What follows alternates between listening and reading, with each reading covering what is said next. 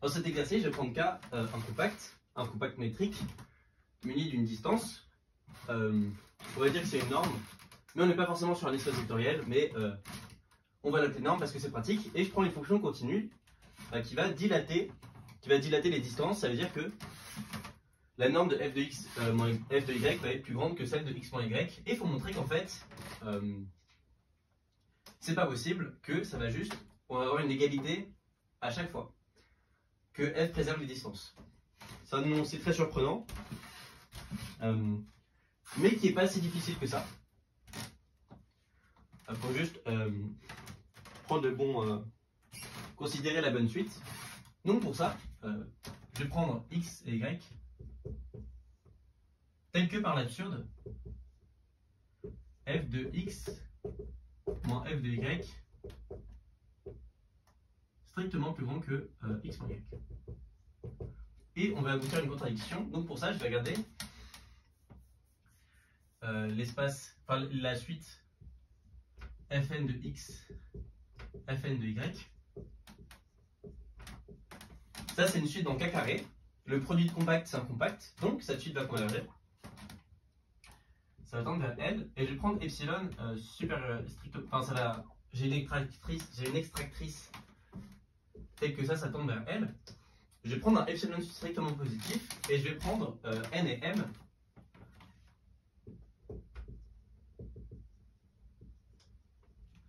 tel que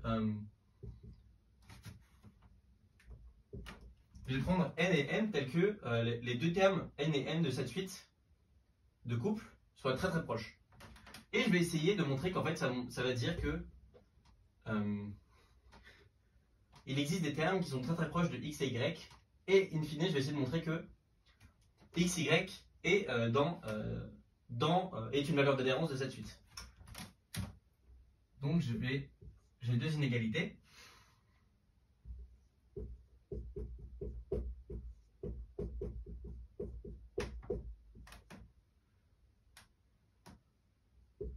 Je norme les couples de la norme infinie.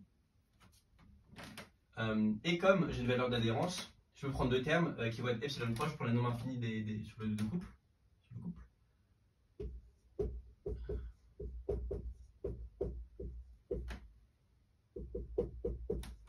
Voilà. Maintenant, ce qu'on va utiliser, c'est que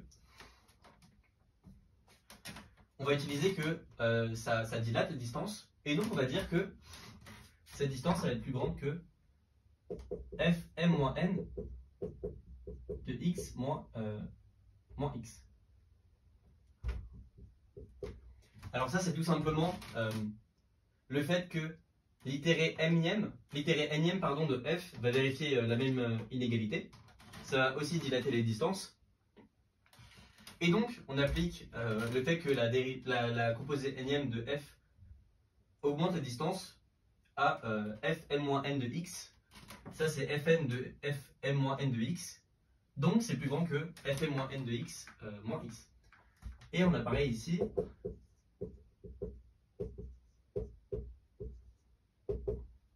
C'est plus petit que epsilon. Très bien. Donc ça veut dire que là c'est k, là j'ai x, là j'ai y. Donc ça veut dire que mes deux fonctions elles peuvent faire un peu ce qu'elles veulent, mais infiniment. Un nombre infini de fois elle doit revenir en x et y. Ça veut dire que x et y sont valeurs d'adhérence de cette suite. Et donc, forcément, la distance ne peut pas être dilatée. Parce que si elle était strictement dilatée, on ne pourrait jamais avoir cette valeur d'adhérence parce que ça forcerait ce couple à avoir une distance qui va être plus petite que x moins y. L'idée c'est que si j'ai x et y et que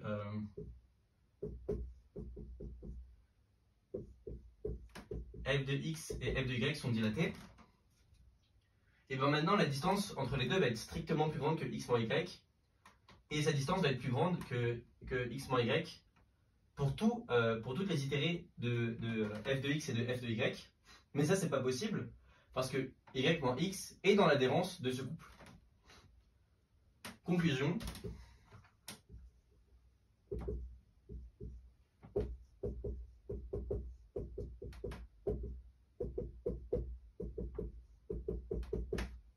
Voilà. Parce que l'idée c'est qu'une fois qu'on a trop grossi, une fois qu'on a grossi la distance entre f de y moins f de x par rapport à celle de y moins x, on ne peut plus jamais la refaire baisser avec l'hypothèse et c'est pas possible parce qu'on a une valeur d'adhérence qui va être de cette distance qu'on a demandé. Ok. Ça conclut. F est une isométrie, c'est-à-dire qu'elle préserve les distances. Et maintenant, on va essayer de montrer un autre énoncé qui est un tout petit peu plus dur, c'est que, en fait, on a le même résultat si on suppose cette fois que f est contractante. Si on suppose, c'est-à-dire que f de x moins f de y est plus petit que x moins y. Maintenant, on va supposer que f ne va plus dilater les distances, elle va les contracter.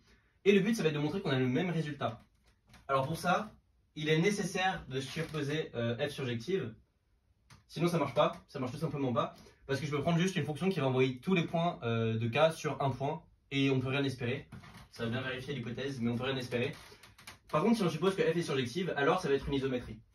Donc le plan, ça va être facile. Ça va être de montrer que f est injective. Une fois que f sera injective, sa réciproque va clairement dilater les distances. Il y a juste à remplacer f-1 de x et f-1 de y dans l'équation.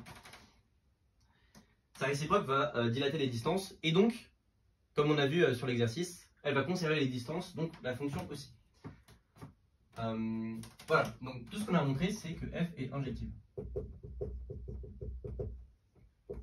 Ça va être le but.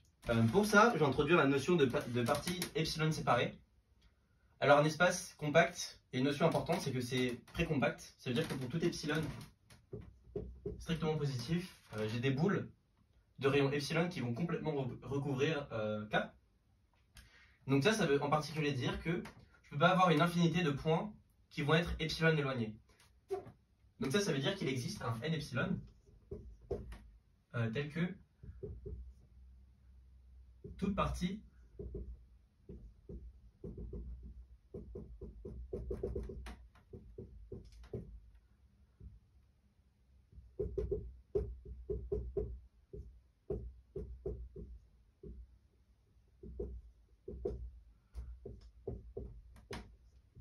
voilà, donc ça veut dire qu'on peut prendre le maximum des parties qui vont être epsilon séparées, au sens ici, pour tout i et j différents.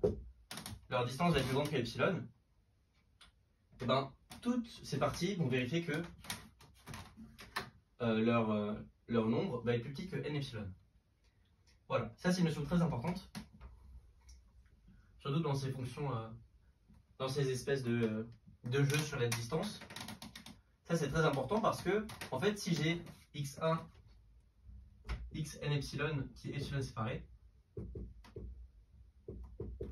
alors les images réciproques vont être aussi epsilon séparées. Ça c'est parce que j'ai f de f-1 xi, je prends i différent de j,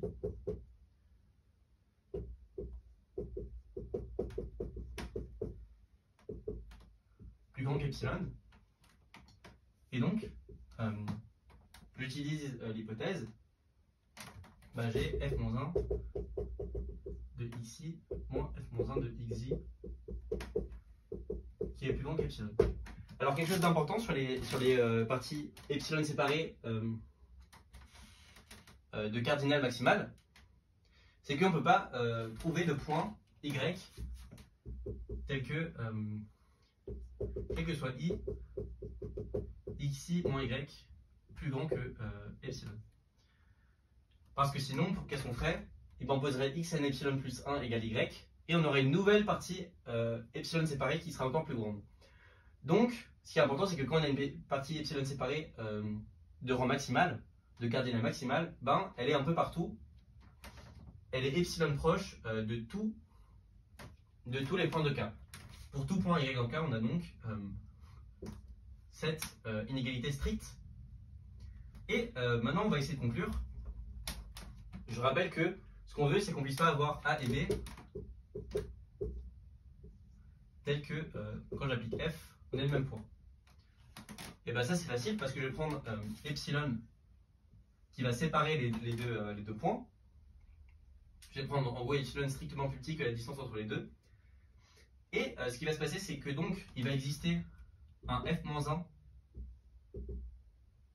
de xi ici, qui va être dans cette boule, parce qu'on a une partie epsilon séparée de cardinal maximal. Je vais avoir un f-1 de xi ici. Voilà, ça c'est parce que ce qu'on disait tout à l'heure, c'est qu'une partie epsilon séparée de rang maximal, elle est epsilon dense dans tout cas. Ça veut dire que tous points, notamment A et B, sont epsilon proches d'un point de f-1, x1 jusqu'à f-1 de xi.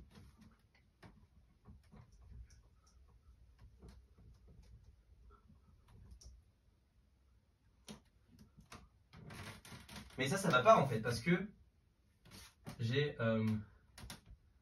norme de f-1 xi, pardon, norme de xi moins xj,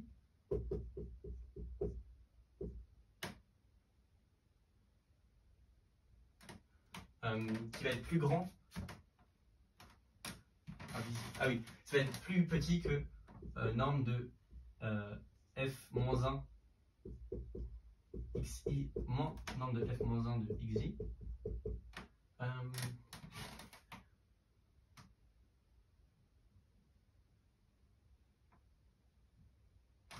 Pardon.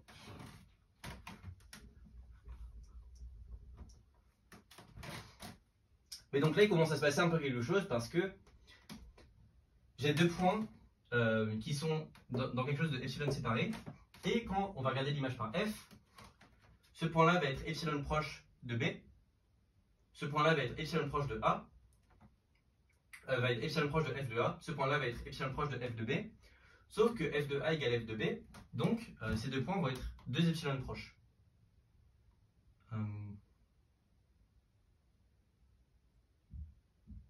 Voilà, on va prendre quelque chose de epsilon sur 2 séparé.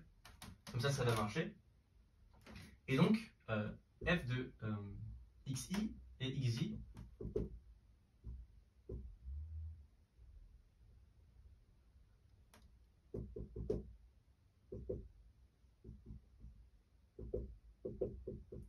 et donc xi et xj vont être moins de epsilon proche. Ça, c'est pas possible. On y va, il faut juste le formuler. Donc, ce qu'on a, c'est que xi moins xj plus petit que xi moins f de a plus xj moins f de b. Donc je rappelle qu'on a choisi xi et xj pour que leurs antécédents soient epsilon sur 2 proches de a et b. Ça c'est l'image, on utilise le fait que f contracte. Donc ça c'est plus petit que f-1 xi moins f moins a plus f-1 de xj moins b, plus petit que epsilon sur 2 plus epsilon sur 2. Voilà. Strictement plus petit que epsilon. Et ça, c'est pas possible. C'est pas possible. Donc on en tire l'adjectivité. Et ça conclut.